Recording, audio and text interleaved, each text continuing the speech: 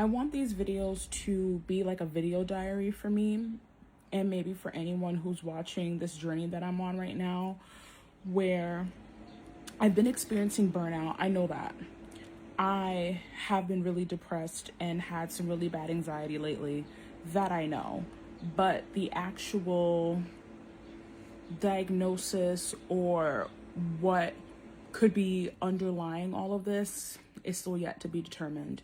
So the last I kind of left off on and everything, if you've been following my videos, and if this is your first time seeing my videos, I was experiencing depression. I'm still experiencing depression. I'm still going through my depression and some really intense anxiety, but I'm trying to understand the underlying root because I don't want to feel this anymore. And even when I get better, I want to have better support systems and management so that I don't have to feel this intense, or maybe as long as I'm feeling everything that I'm feeling. I think the biggest thing for me, if you're very similar to me or you're going through very similar life circumstances that I am, if you are a corporate person, like you work in corporate America, you're, working your 9 to 5, you're trying to make a better life for yourself. Maybe you're an eldest daughter like me, or just someone who is always like the strongest person in the room, like you are the one that everybody goes to. You kind of understand how that puts a lot of stress on your body. And for me in particular, this is the first time in my life that I am truly living on my own, and I'm a divorcee. All those things I think are contributing to the anchors and the support systems that I used to have. I don't have anymore. So have I felt burnout? Of course. Have I felt depression? Of course. Have I felt anxiety? Of course. They've always been there. But these bumper cars, these protocols, these things that I typically do for myself to keep myself on my A game, I'm no longer able to do. And I understand what people mean by skill regress. I've regressed so much to where basic functions and basic tasks are much harder for me. And I know it's really easy for someone to see someone like me, especially as a woman of color, and think that because I can speak eloquently, because I can put a name to what I'm feeling, that I'm not struggling. And I think it's important for people to see someone like me, and also for me to be my own representation and say as high functioning, as okay as I may seem on the outside, I am shielding, I'm protecting, I'm not showing the full extent of how I'm feeling, because if I did, I'm afraid of what that would look like for myself in the future. If I break down, if I really just let people see what's really underneath, what massive amounts of anxiety that I have and depression, I'm afraid they're gonna put me in a loony bin. I don't want to be, and I'm saying that laughingly, but I laugh sometimes if I'm uncomfortable. I don't laugh because I think it's funny.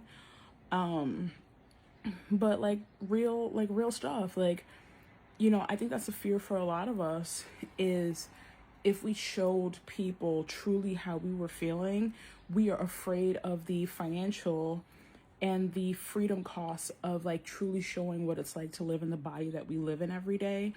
And it's you rather cope as best as you can with the limited amount of resources that you have, just to be able to get to the next day. So I'm using all of my stored energy. I am using everything I got to keep myself straight and narrow right now.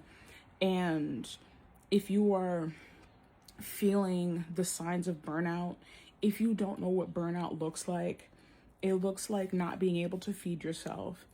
It looks like not being able to shower or to bathe. It looks like getting out of bed is extremely hard every morning. It looks like crying spells.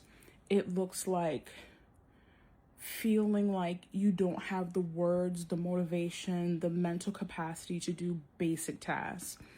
It looks like criticism and feedback is like a dagger to the heart. It feels like the entire world is weighing on your shoulders and you can't lift it off because you feel like you're the one that can only handle it. It looks like, in some ways, some psychosis. It looks like avoidance of people, avoidance of social situations. Like, if any of that sounds like you, it looks like overspending. It looks like all the things that I'm mentioning. And if any of that sounds like you, like, it's time to like really lock in and seriously consider your options to get help. And I'm happy that I'm cognizant and I see these things going on. And at some points I was not cognizant of some of the decisions and things that I was doing that were causing me immense amount of stress. It also looks like lack of sleep. So like I said, I'm cognizant of what's happening in my body. I'm just not able to control it. Like, you know how people like, you'll lock in? Like, I'm trying to lock in as much as I can. But yeah, if any of that sounds like you, like, I promise you, like, you're not alone, and I would seek and look into resources before it's too late. Like, before you're in a hospital and there is no safety plan or no plan that you've been able to construct. So, you know, have a safety plan.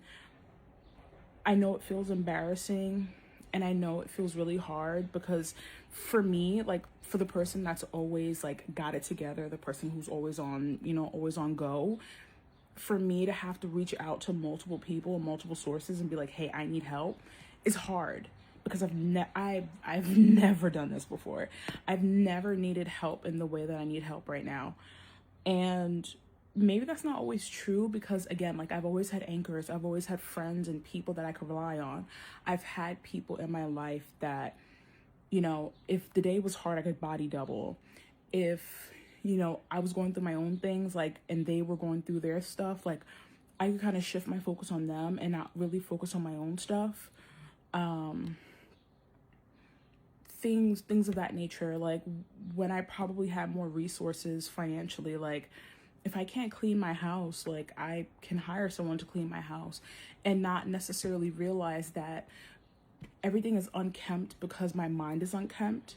So there's that. But you know, I'm working with my doctors and I'm working with just a team of people, and I'm like both grateful but also, if I'm being really honest, embarrassed. And I know I shouldn't be, but I'm just embarrassed, and I'm like, man, I can't believe I waited this long to try to get any sort of help.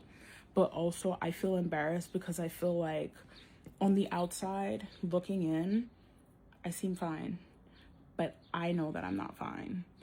And because I'm able to say that, makes me feel like, almost like you feel like you're like a pretendian, like, oh, you're not really sick. And I'm like, no, I am. I'm not okay. And I have to be okay saying that, like, I'm not okay. But yeah, I'm working, like I said, with a team of people who are all helping. I joined group, like peer groups, so that way I can feel less alone with this entire journey. And, you know, just hearing other people's stories and like just seeing them kind of laugh through the pain and taking it every day at a time. When I hear them say that, I actually do feel like it gives me a little bit of purpose to feel the same way. So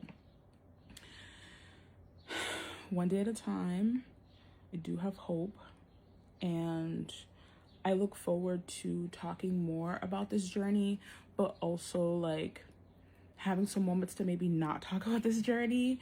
And I do have like some really like cool things that I want to talk about quite soon, but I have to wait to talk about them.